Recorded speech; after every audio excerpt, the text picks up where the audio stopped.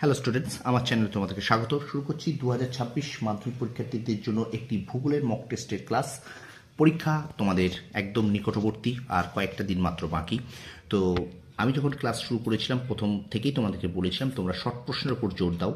Short প্রশ্ন যে যত বেশি করে আসতে পারবে তার কিন্তু নাম্বার তত বেশি হবে। তোমাদের ভূগোলেও কিন্তু 36 নম্বর শর্ট প্রশ্ন আছে, এমসিকিউ, এসএকিউ, শুদ্ধ শূন্যস্থান পূরণ, স্তম্ভ মেলাও ধরে। তো চলো তোমাদের জন্য এখন ছোট প্রশ্নের ভূগোল থেকে একটি মক টেস্ট নাম্বার 1। আমি এরকম কিছু মক টেস্ট তোমাদের নেব। আগে আমি কিন্তু ইতিহাসের একটি নিয়েছি, মক টেস্ট 1 কয়েকদিন আগে, তো সেটাও তোমরা দেখো ভিডিওটা। ওকে, আর চলো শুরু করি ক্লাসটি। মাধ্যমিক ভূগোল 2026 ছোট প্রশ্নের মক টেস্ট 1। তো এখানে মোট 20টা প্রশ্ন আছে। 20টা প্রশ্নের মধ্যে কতগুলো তোমরা পারছো একটু দেখে নাও। বারবার বলছি, শর্ট প্রশ্ন কিন্তু বাজিমাত করতে হবে। শর্ট প্রশ্ন তুমি যদি সব ফুল করে আসতে পারো তাহলে কিন্তু তুমি 100 ভূগোলে পাবে। সবাই 2, 3, 5 কমন পাবে, তুমি প্রত্যেকে পাবে। কিন্তু শর্ট প্রশ্ন এমন একটা জায়গা, এখানে কিন্তু সাজেশন চলে না, এখানে কিন্তু শুরু থেকে টেক্সটটা ভালো করে পড়তে হয়। সেই জন্য এই শর্ট প্রশ্ন প্রিপারেশন তোমরা কেমন আছে তোমাদের, সেটা তোমরা নিজেরাও যাচাই করবে, তার জন্য এই ক্লাসটা। ঠিক আছে, তো তোমরা অবশ্যই জানাবে আমাকে কমেন্ট সেকশনে কমেন্ট করে তোমরা 20-র মধ্যে কতগুলো পেলে, কতগুলো পারলে। ঠিক আছে, তো চলো শুরু করি ক্লাসটি। মাধ্যমিক 2026 ভূগোল ছোট প্রশ্নের মক টেস্ট। 20টি প্রশ্নের মধ্যে কতগুলি পারছো দেখে নাও। প্রথম প্রশ্ন দেখো, ক্ষয়সীমা ধারণার প্রবর্তক কে? প্রথম প্রশ্ন, ক্ষয়সীমা ধারণার প্রবর্তক কে? তোমরা নিজেরা অবশ্যই চেষ্টা করবে। ঠিক আছে, দেখো বলো দেখি। ক্ষয়সীমা ধারণার প্রবর্তক, এখানে কিন্তু উত্তর হবে পাওয়েল। ক্ষয়সীমা ধারণার প্রবর্তক পাওয়েল। ওকে, 2 নম্বর প্রশ্ন, পৃথিবীর বৃহত্তম বদ্বীপ কোনটি? পৃথিবীর বৃহত্তম বদ্বীপ কোনটি? তোমরা আমার সাথে সাথে অবশ্যই কিন্তু তোমরা ট্রাই করো নিজেরাও। পৃথিবীর বৃহত্তম বদ্বীপ কোনটি? এর উত্তর হবে গঙ্গা ব্রহ্মপুত্র বদ্বীপ। গঙ্গা ব্রহ্মপুত্র বদ্বীপ। ঠিক আছে, এই প্রশ্নগুলো তোমরা এমসিকিউতেও পেতে পারো। এই ধরনের প্রশ্ন আমি জাস্ট ডাইরেক্ট এসিকিউ আকারে দিয়েছি, কিন্তু এমসিকিউ শূন্যস্থান শুদ্ধ হিসেবে কিন্তু তোমাদের আসতে পারে। ঠিক আছে, বা এসিকিউ আকারেও আসতে পারে। ঠিক আছে, তো চলো 3 নম্বর প্রশ্ন, ভারতের কোন নদীতে গ্র্যান্ড ক্যানিয়ন দেখা যায়? ভারতের কোন নদীতে গ্র্যান্ড ক্যানিয়ন দেখা যায়? উত্তরটা বলো কী হবে। ভারতের কোন নদীতে গ্র্যান্ড ক্যানিয়ন দেখা যায়? উত্তর কিন্তু এখানে হবে কৃষ্ণা নদী। কৃষ্ণা নদী। ঠিক আছে, ভারতের কৃষ্ণা নদীতে গ্র্যান্ড ক্যানিয়ন দেখা যায়। পরে প্রশ্ন বলছে, সার্ক বা কোরিকে নরওয়েতে কি বলে? সার্ক বা কোরিকে নরওয়েতে কি বলে, বলো দেখি। সার্ক বা কোরিকে নরওয়েতে কি বলে? কি হবে বলো? উত্তর হবে কিন্তু বন। সার্ক বা কোরিকে নরওয়েতে বলে বন। শিলাময় মরুভূমিতে শিলাময় মরুভূমি সাহারাতে কি নামে পরিচিত? শিলাময় মরুভূমি সাহারাতে কি নামে পরিচিত? তোমরা টেস্ট পেপারও সলভ করেছো, ঠিক আছে, তবুও একবার এগুলোকে তোমাদের মক টেস্ট আকারে নেওয়াটা প্রয়োজন। তোমাদের নিজেদের পরীক্ষার যাচাই নিজেরা করে নাও, শর্ট প্রশ্ন তোমরা কতটা করেছো। ঠিক আছে, তো বলো দেখি যে শিলাময় মরুভূমি সাহারাতে কি নামে পরিচিত? এখানে কিন্তু উত্তর হবে হামাদা। হামাদা। ঠিক আছে, পরের প্রশ্ন দেখো, পৃথিবীর শুষ্কতম মরুভূমির নাম কি? পৃথিবীর শুষ্কতম মরুভূমির নাম কি, বলো। পৃথিবীর শুষ্কতম মরুভূমির নাম কি? পৃথিবীর শুষ্কতম মরুভূমির নাম কিন্তু এখানে আটাকামা। আটাকামা।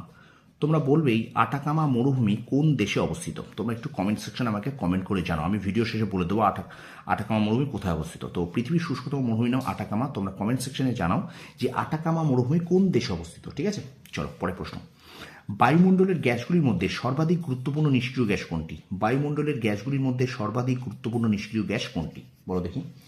বায়ুমণ্ডলের গ্যাসগুলির মধ্যে সর্বাধিক গুরুত্বপূর্ণ নিষ্ক্রিয় গ্যাস কিন্তু উত্তর হবে হিলিয়াম। উত্তর এখানে হিলিয়াম। ঠিক আছে, চলো আমরা চলে যাই পরের প্রশ্ন, 8 নম্বর প্রশ্ন। একটু শেয়ার করবে স্টুডেন্টস, বন্ধুদের মাঝে শেয়ার করবে। বায়ুমণ্ডলের কোন উপাদানের প্রভাবে আকাশে বর্ণ বৈচিত্র্য লক্ষ্য করা যায়? বায়ুমণ্ডলের কোন উপাদানের প্রভাবে আকাশে বর্ণ বৈচিত্র্য লক্ষ্য করা যায়, বলো। উত্তর কিন্তু এখানে হবে ধূলিকণা। ধূলিকণা। ঠিক আছে, পরের প্রশ্ন, প্রাকৃতিক সৌরপর্দা বলা হয় বায়ুমণ্ডলের কোন স্তরকে?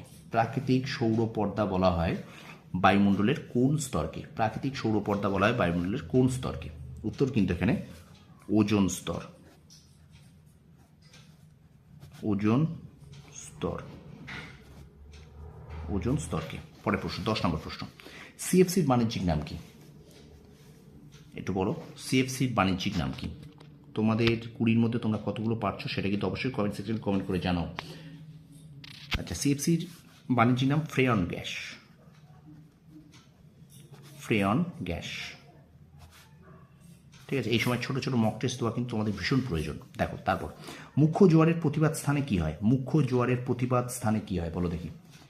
মুখ্য জোয়ারের প্রতিবাদ স্থানে কি হয়?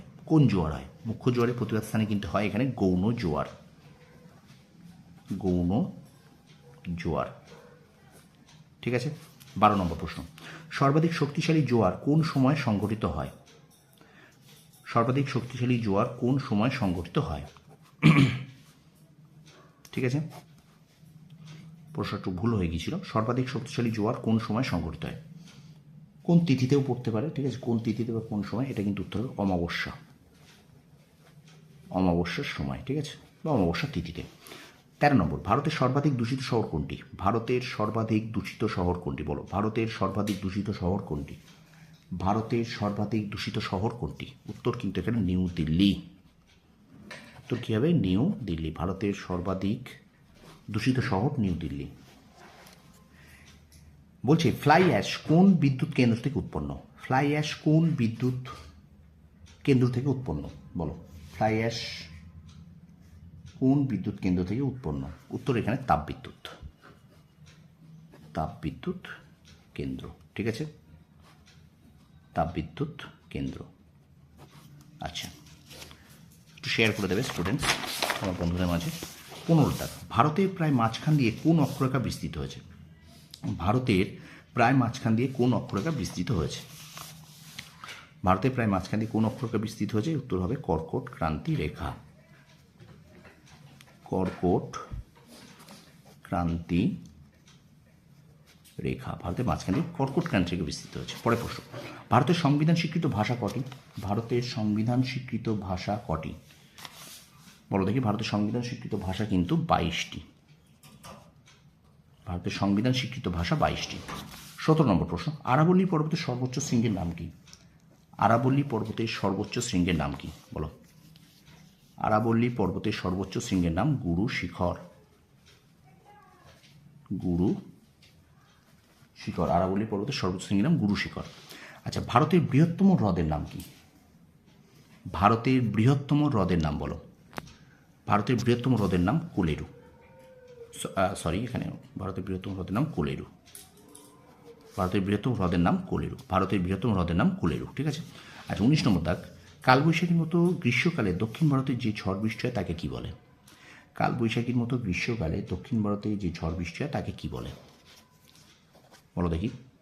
উত্তর কিন্তু হবে এখানে আম্র বৃষ্টি। আম্র বৃষ্টি, ঠিক আছে। আচ্ছা, বিশুদ্ধ কাঁচামালের দ্রব্য সূচক কত? শেষ প্রশ্ন, 20 নম্বর প্রশ্ন, বিশুদ্ধ কাঁচামালের দ্রব্য সূচক কত? বিশুদ্ধ কাঁচামালের দ্রব্য সূচক 1, ঠিক আছে। তো এই 20টা প্রশ্ন মধ্যে কতগুলো তোমাদের হলো তোমরা অবশ্যই কমেন্ট সেকশনে কমেন্ট করে জানাও। আর এখানে আমি একটা প্রশ্ন দিয়েছিলাম যে পৃথিবীর শুষ্কতম মরুভূমির নাম আটাকামা। তোমরা জেনে নাও কোন দেশে অবস্থিত। এটা কিন্তু চিলিতে অবস্থিত, ঠিক আছে, এটা চিলি দেশে অবস্থিত। ওকে, তো ভিডিওটা ভালো লাগলে লাইক করো, কমেন্ট করো, বন্ধুদের মাঝে বেশি করে শেয়ার করে দাও। আর আমার চ্যানেল নতুন হলে অবশ্যই চ্যানেলটা সাবস্ক্রাইব করো, পাশে থাকা বেল আইকনটি প্রেস করে রাখো। নেক্সট তোমাদের মক টেস্ট দেখার জন্য আমন্ত্রণ রইল, ঠিক আছে। তো অবশ্যই তোমরা প্রত্যেকটা এই মক টেস্ট দাও এবং 20টা প্রশ্নের মধ্যে কতগুলো তোমরা পারছো সেটা আমাকে অবশ্যই কমেন্ট সেকশনে কমেন্ট করে জানিও। তোমরা সফল হও, তোমাদের সাফল্য কামনা করি। ধন্যবাদ।